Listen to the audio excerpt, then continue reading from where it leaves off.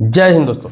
1 फरवरी 2026 के बाद लाखों बैंक अकाउंट को फ्रीज किया जाएगा और ये आपको बताया भी नहीं जाएगा, आपको इन्फॉर्मेशन भी नहीं होगा और आपका बैंक अकाउंट फ्रीज हो जाएगा। ऐसे लाखों लोगों का बैंक अकाउंट फ्रीज हो जाएगा। क्यों होगा, किन लोगों का होगा, इसमें क्या करने की जरूरत है, अगर आपका फ्रीज हो जाए तो आपको क्या करना है, ये सारी जानकारी आपको देने जा रहा हूं। आपको बता दूं कि बैंकों के पास अकाउंट का बोझ बढ़ता जा रहा है। आपके जानकारी के लिए बता दूं कि एक एक व्यक्ति के पास 5-5 bank account, 6-6 bank account, 10-10 bank account है, जिसमें से 3, 4, 5 वो यूज करते हैं या फिर 2 यूज करते हैं, 1 यूज करते हैं।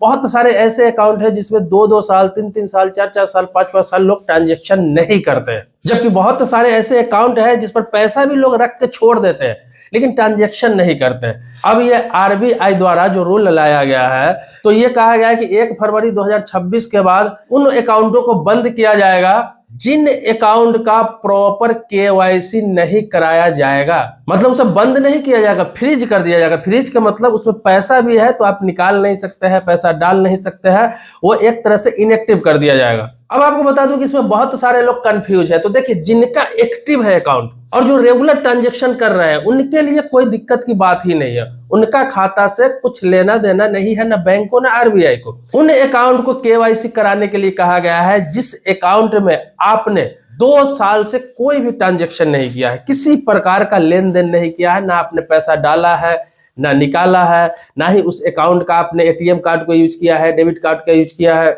ना आपने उस अकाउंट का कोई चेक को इस्तेमाल किया है। तो मतलब किसी प्रकार का अगर कोई भी एक्टिविटी 2 साल तक नहीं हुआ है तो आपके अकाउंट को फ्रीज किया जाएगा। नॉर्मली ऐसे भी 2 साल लेन देन नहीं करता है जो व्यक्ति, तो उसके अकाउंट को फ्रीज कर दिया जाता है, केवाईसी कराने के बाद ही चालू किया जाता है। लेकिन अभी क्या किया जा रहा है कि 1 फरवरी के बाद ये जितने भी 2 साल तक लेन देन नहीं किए उन सारे खातों को एक साथ फ्रीज कर दिया जाएगा। अब फ्रीज करने का मतलब ये नहीं कि आपका उसमें पैसा पड़ा हुआ है 10,000, 20,000, 50,000, 1 लाख और आप लेन देन नहीं कर रहे हैं, ऐसे ही आपने छोड़ रखा था तो आपका पैसा वो नहीं मिलेगा। फ्रीज करने का मतलब फ्रीज हो जाएगा और आपको बैंक में जाके केवाईसी कराना पड़ेगा। केवाईसी आप जानते हैं, नो योर कस्टमर, मतलब एक बार फिर से आपको सारा डिटेल्स अपना देना पड़ेगा।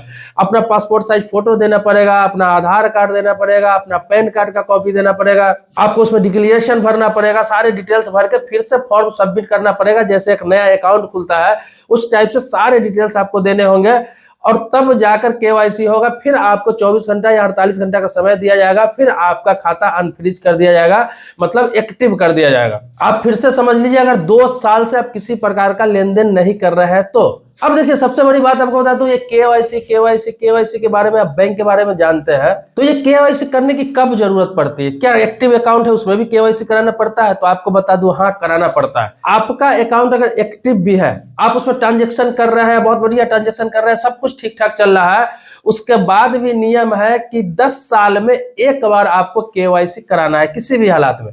अगर एक्टिव भी है, अगर 10 साल पुराना खाता है, आपने कभी केवाईसी नहीं कराया तो भी आपको केवाईसी कराना पड़ेगा। उन लोगों को भी कराना पड़ेगा केवाईसी। वो इस चीज को कंफर्म करने के लिए केवाईसी कराया जाता है कि जो व्यक्ति ट्रांजेक्शन कर रहा है ऑनलाइन या ये खाता की एक्टिविटी हो रहा है, वो व्यक्ति अभी जीवित है या नहीं है, उसी व्यक्ति के द्वारा एक्टिविटी किया जा रहा है या फिर कोई और ऑपरेट कर रहा है। तो केवाईसी इसलिए कराने जा रहा है। दूसरा क्या है कि 10 साल में हर इंसान का फेस चेंज हो जाता है, आपके सिग्नेचर में हो सकता है बदलाव हो जाए, आपके बहुत सारे डिटेल्स में बदलाव हो जाए, आपका एड्रेस चेंज हो सकता है, आपका मोबाइल नंबर चेंज हो सकता है, आपका नॉमिनी अब इस दुनिया में नहीं रहे तो नॉमिनी चेंज किया जा सकता है। तो ये सारी चीजों में से बहुत सारी चीजें लोगों के बीच में बदल जाती है 10 सालों में। तो इसीलिए 10 साल में अगर एक्टिव भी खाता है तो उन लोगों को भी केवाईसी कराना पड़ेगा किसी भी हालात में 1 फरवरी के बाद। अगर आपका 10 साल पुराना खाता हो गया हुआ है और बीच में केवाईसी आपने अभी तक नहीं कराया है एक बार भी, तो आपको फरवरी के बाद केवाईसी कराना पड़ेगा। ये एक्टिव अकाउंट के लिए जिसमें ट्रांजेक्शन रेगुलर हो रहा है उनको 10 साल में कराना पड़ता है, जिनका चालू खाता है। लेकिन जो व्यक्ति बिल्कुल लेन देन नहीं कर रहा है, तो वो 2 साल हो गया हुआ है, बिल्कुल लेन देन नहीं किया है, तो उनको केवाईसी कराना पड़ेगा, तब जाके फिर से उनका अकाउंट एक्टिव होगा, वरना वो खाता को फ्रीज कर दिया जाएगा। आपको एक चीज और बता दूं कि फ्रीज का मतलब या डोरमेंट का मतलब ये नहीं होता है कि आपका खाता क्लोज कर दिया जाता है, बंद कर दिया जाता है। वो एक तरह से आपका स्टॉप कर दिया जाता है, रोक लगा दिया जाता है, इनएक्टिव कर दिया जाता है। वो खाता बंद नहीं किया जाता है, आप उसे चाहे तो केवाईसी करके चालू करा सकते हैं। लेकिन अगर खाते में पैसा नहीं है, आप उसका इस्तेमाल नहीं कर रहा है, कभी करना नहीं चाहते हैं, ऐसा ही खाता आपका पड़ा हुआ है, तो आपको कोई एक्टिविटी करने की जरूरत नहीं है। वो खाता इनएक्टिव हो जाएगा, उसका गलत इस्तेमाल कभी भी नहीं हो सकेगा। तो आपके पास अगर 2, 4, 5, 10 अकाउंट है, आप 1-2 का इस्तेमाल कर रहे हैं, 2, 4, 5 का नहीं कर रहा है और आप करना भी नहीं चाहते हैं, तो आपको केवाईसी कराने की जरूरत नहीं है। जो एक्टिव खाता है उसी का केवाईसी करा सकते हैं। एक बात और आपको बता दूं कि किसी खाते को एक्टिव रखने के लिए साल में एक ट्रांजैक्शन काफी होता है, लेकिन आप कोशिश करें कि महीने में एक ट्रांजैक्शन अपने अकाउंट से जरूर करें।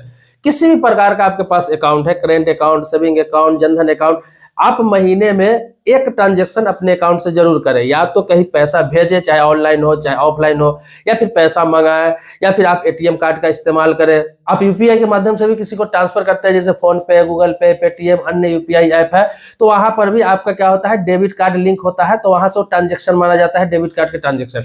ये इसलिए कह रहा हूं कि डेबिट कार्ड का ट्रांजेक्शन होना चाहिए, आपका एटीएम कार्ड का ट्रांजेक्शन महीने में एक बार होना चाहिए, चाहे वो ऑनलाइन माध्यम से हो रहा है चाहे ऑफलाइन माध्यम से हो रहा है। जहां लिंक है तो वहां भी डेबिट कार्ड ही आपका ट्रांजेक्शन में माना जाएगा। इससे फायदा क्या होगा कि हर डेबिट कार्ड पे इंश्योरेंस होता है। जैसे आपकी जानकारी के लिए बता दूं कि रुपे कार्ड होता है, अगर आपके पास डेबिट कार्ड होगा, एटीएम कार्ड होगा, तो रुपे कार्ड होता है, उस पर लगभग 2 लाख से 3 लाख रुपए का एक्सीडेंटल इंश्योरेंस होता है। इसके अलावा आपका मास्टर कार्ड हो गया, वीजा कार्ड हो गया, इस पर भी 3 लाख से 5 लाख रुपए का इंश्योरेंस होता है। इसके अलावा प्लेटिनियम हो गया, क्लासिक हो गया, सब अलग अलग नामों से आता है, जिसमें 7 लाख, 8 लाख, 10 लाख तक एक्सीडेंटल इंश्योरेंस रहता है। सभी बैंकों का अलग अलग है, लेकिन लगभग सभी कार्डों पे इंश्योरेंस, एक्सीडेंटल इंश्योरेंस 5 लाख रुपए तक नॉर्मली एवरेज देखा जाए तो आपको मिलता ही है।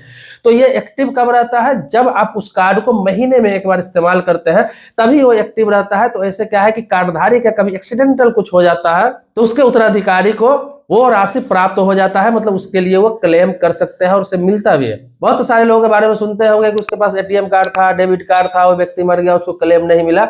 उसका मुख्य कारण यही रहता है कि महीने में कम से कम एक ट्रांजैक्शन होना चाहिए। अगर एक ट्रांजैक्शन नहीं हुआ रहता है तो वो वैलिड नहीं माना जाता है, इंश्योरेंस के लिए वैलिड नहीं माना जाता है।